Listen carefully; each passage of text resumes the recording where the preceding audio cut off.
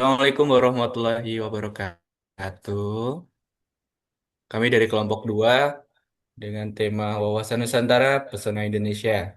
Dengan anggota sendiri ada Aliana Dila Syafa dengan NIM L1B022006, ada Rias Febi Valentiana Putri dengan L1B022012, dan ada saya sendiri dengan Edi Setiawan dengan NIM L1B022049.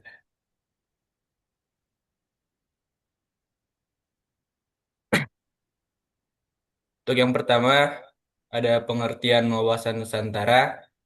Wawasan Nusantara adalah cara pandang dan sikap bangsa Indonesia mengenali diri dan lingkungannya sebagai satu kesatuan wilayah dalam kehidupan berbangsa dan bernegara.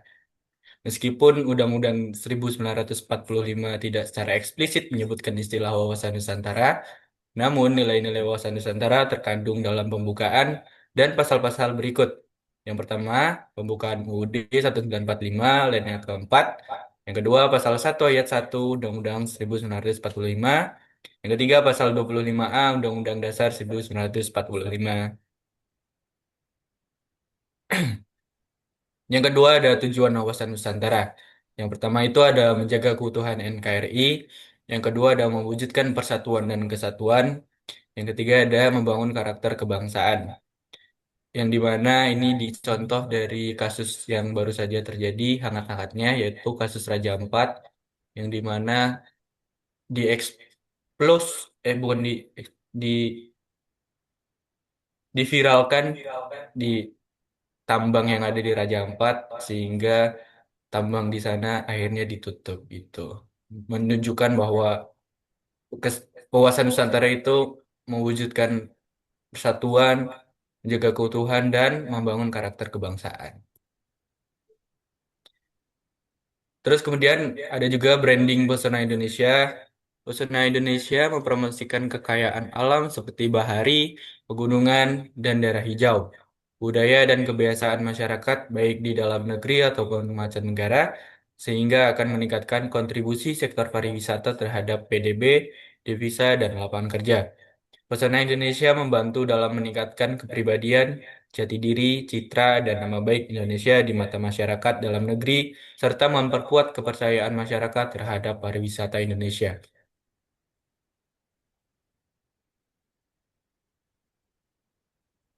Baik, selanjutnya ada hubungan wawasan Nusantara dan pesona Indonesia.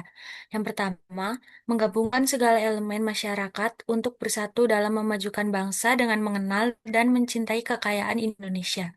Yang kedua, memperkuat rasa kebanggaan dan cinta tanah air dengan menumbuhkan rasa kesadaran nasional dengan mengembangkan kekayaan alam untuk memperkuat identitas nasional. Yang ketiga, menjaga kesatuan dan persatuan wilayah Indonesia yang luas dan beragam dengan memperkuat citra Indonesia di dalam negeri.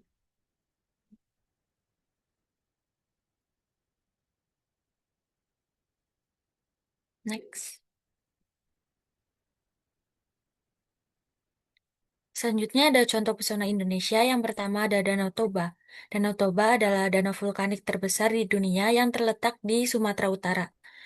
Di tengah danau terdapat Pulau Samosir, sebuah pulau vulkanik yang menjadi pusat budaya Batak dan destinasi wisata utama. Keindahan Danau Toba terlihat dari airnya yang biru jernih, dikelilingi pegunungan hijau yang memukau. Selanjutnya ada Bali. Pulau Bali terkenal sebagai destinasi wisata utama Indonesia dengan pantai-pantai eksotis, budaya Hindu yang kaya, serta seni dan kerajinan tangan yang khas. Bali juga menawarkan berbagai atraksi mulai dari alam, budaya, hingga hiburan modern yang menjadikannya magnet wisatawan domestik dan internasional di kawasan tengah Indonesia. Lalu yang terakhir ada Raja Ampat atau eh, yang berada di Papua Barat. Raja Ampat sendiri adalah kepulauan yang terkenal dengan keanekaragaman hayati lautnya yang luar biasa. Terumbu karang yang masih sangat terjaga dan pulau-pulau eksotis menjadikan Raja Ampat sebagai surga bagi penyelam dan pecinta alam.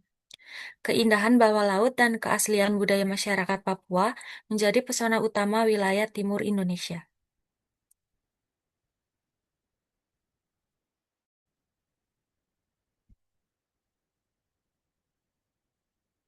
Lalu ada tantangan dan upaya menjaga pesona Indonesia.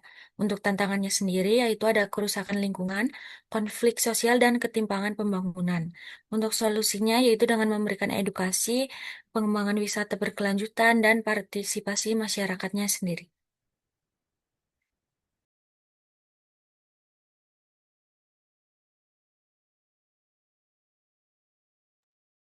Selanjutnya, peran mahasiswa.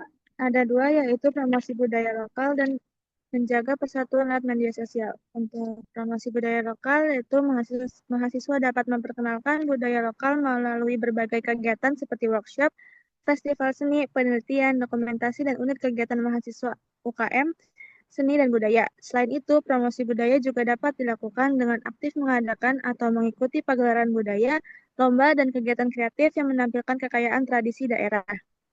Untuk menjaga persatuan lewat media sosial, yaitu dengan memanfaatkan platform digital, mahasiswa dapat menyebarkan pesan-pesan positif tentang keberagaman, toleransi, dan pentingnya persatuan bangsa di tengah perbedaan budaya.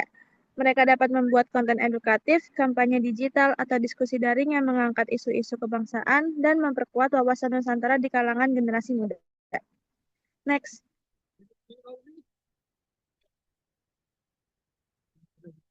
Untuk kesimpulannya, pesona Indonesia membantu dalam mengenali diri dan lingkungan dalam kesatuan wilayah dalam kehidupan berbangsa dan bernegara, yang merupakan wujud dari wawasan Nusantara, menggabungkan seluruh elemen masyarakat untuk bersatu memajukan bangsa dengan menumbuhkan kesadaran nasional, mencintai dan mengembangkan kekayaan alam Indonesia guna memperkuat identitas, kebanggaan, serta menjaga kesatuan dan persatuan wilayah yang luas dan beragam.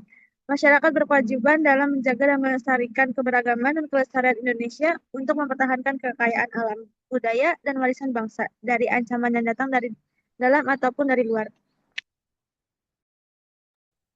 Baik, mungkin cukup sekian dari presentasi pada hari ini. Kami dari mahasiswa yang berada di Hokkaido mengucapkan terima kasih kepada dosen PKN, Bu Nur Hamidah, yang telah membimbing kami selama 1,5 semester ini. Terima kasih. Wassalamualaikum warahmatullahi wabarakatuh. Salam dari Hokkaido, dadah.